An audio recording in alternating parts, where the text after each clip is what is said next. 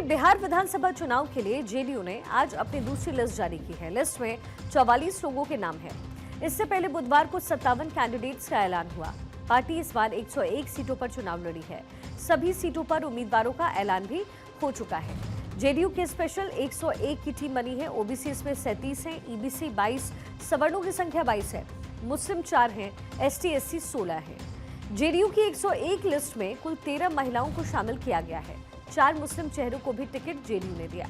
37 से ज्यादा सिटिंग विधायक हैं, 12 मंत्री हैं। जेडीयू ने कुल सीट बंटवारे में जातीय समीकरण का पूरा ख्याल रखा है। जेडीयू के स्पेशल 101 की अगर बात करें तो अनंत सिंह समेत 3 बाहुबली हैं जिन पर भरोसा जेडीयू को है।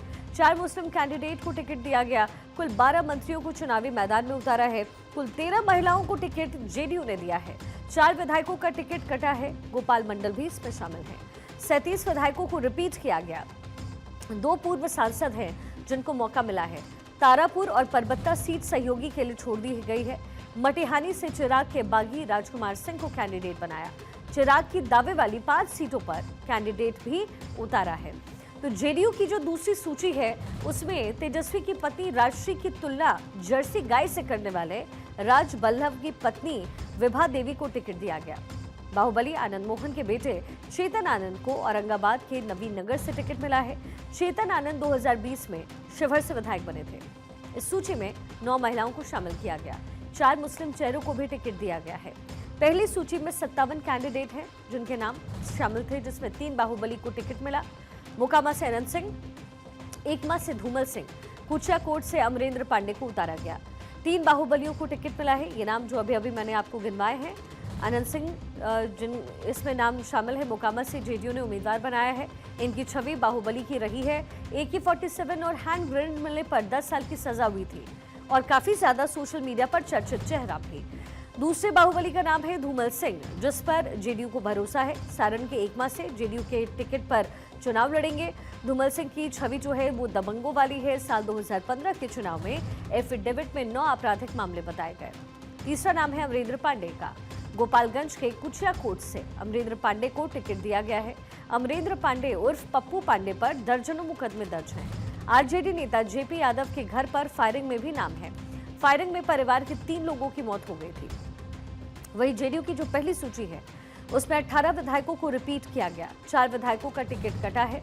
2020 में सबसे कम 12 कोटे से चुनाव जीते कृष्ण मुरारी शरद उर्फ प्रेम मुखिया को जेडीयू ने फिर से इस साल भी हिलसा से कैंडिडेट बनाया।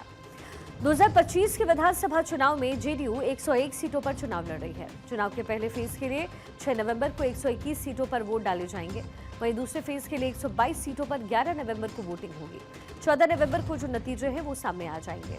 वहीं जेडीयू ने चिराग की दावे वाली जो 5 सीट है, जिसमें सोनबरसा, अलौली, राजगीर, एकमा और मोरबा पर भी जेडीयू ने अपने कैंडिडेट उतार दिए हैं। नीतीश कुमार ने जिस तरीके से चिराग पासवान को मिली 5 सीटों पर अपने प्रत्याशी उतारे, उससे लग रहा है कि नीतीश कुमार ने सीट शेयरिंग पर एनडीए के फॉर्मूले को बिगाड़ दिया है। आपको बता दें, पासवान की एलजेपीआर को 29 सीटें एनडीए के कोटे से मिली है। इसमें से 5 पर अब जेडीयू के उम्मीदवार चुनाव लड़ने वाले हैं। कहां जेडीयू वर्सेस एलजेपीआर की राड नजर आ रही है। पहली सीट है सोनबरसा की। चिराग पासवान को दरअसल एनडीए से ये सीट मिली, लेकिन नीतीश ने मंत्री रत्नेश सदा को यहां से टिकट दे दिया है। दूसरी सीट है गायघाट की। चिराग पासवान को ये सीट दी गई।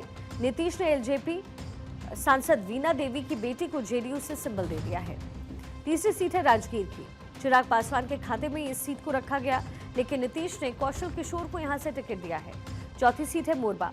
चिराग पासवान को ये सीट भी मिली, लेकिन जेडीयू ने विद्यासागर निषाद को यहां से टिकट दे दिया। और 5वीं सीट है एकमा की, जहां चिराग पासवान के खाते में ये सीट गई, लेकिन जेडीयू ने धूमल सिंह को यहां से प्रत्याशी बना दिया। तो नीतीश कुमार ने सम्राट चौधरी के लिए अपनी सिटिंग सीट को छोड़ा है। पिछली बार तारापुर जेडीयू के खाते में थी और इस बार यहां से बीजेपी कोटे से डिप्टी सीएम सम्राट चौधरी चुनाव लड़ेंगे। वहीं परबत्ता सीट भी जेडीयू ने गठबंधन के लिए छोड़ दिया। 2020 में परबत्ता जेडीयू के खाते में ही थी। जेडीयू और बीजेपी के बीच में बराबर 101 सीटों पर चुनाव लड़ने का फॉर्मूला तय इस बार हुआ था और बाकी 41 सीटें सहयोगी दलों में बांट दी गई।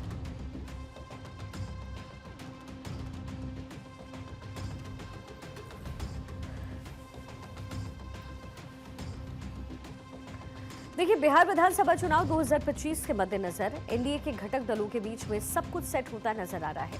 बीजेपी, जेडीयू, एलजेपीआर समेत और हिंदुस्तान अवाम मोर्चा ने अपने उम्मीदवारों के नाम का ऐलान किया। दूसरी ओर महागठबंधन में सीट शेयरिंग फॉर्मूला फाइनल हुए बिना ही नामांकन शुरू भी हो गया। आरजेडी, सीपीआई, एमएल के प्रत्याशी नामांकन करने लगे हैं। महागठबंधन में सीट बंटवारे को लेकर के रस्साकशी तेज हो गई।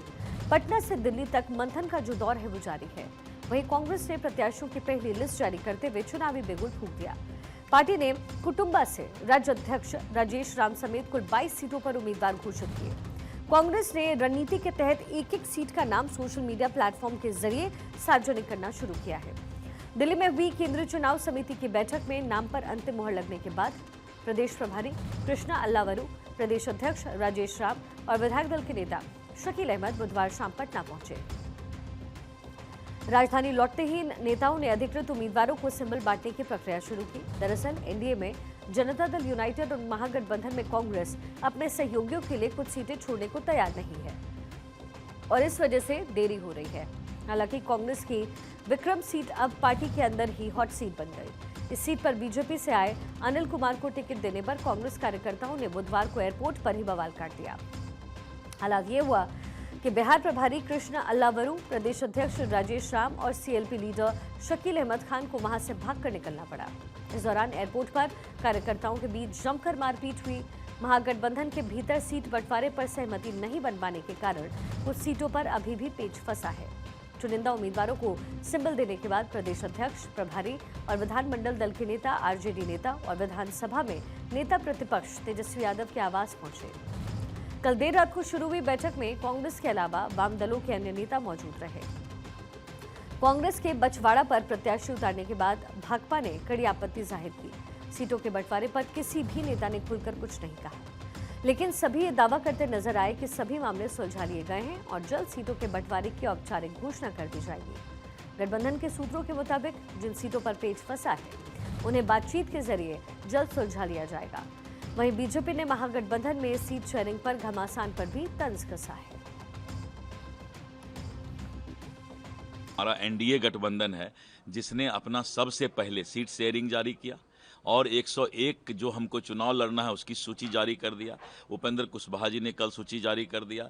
एनडीए गठबंधन इतने पारदर्शिता के साथ और मजबूती के साथ आगे बढ़ रहा है। मतदाता इस बात को समझ रही है कि जिसका शुरुआत अच्छा है वही अच्छा कर सकता है और जिस तरह से राष्ट्रीय जनता दल कांग्रेस में माथा फुटौल हो रहा है और जिस तरह से अभी तक कोई फैसला नहीं हो पाया है, जनता इस बात को समझ रही है कि महागठबंधन यानी राष्ट्रीय जनता दल कांग्रेस को अगर सरकार में लाएंगे तो उसकी स्थिति क्या होगी। जब ये हाल है आज सीट बांटने में उसका, लेकिन NDA Bharatiya Janata party, Janata Dal you, Lojpa, Ralomo और सभी हमारा हम पार्टी पारदर्शिता के साथ हम जनता के बीच जा रहे हैं। जनता हम पर विश्वास कर रही है।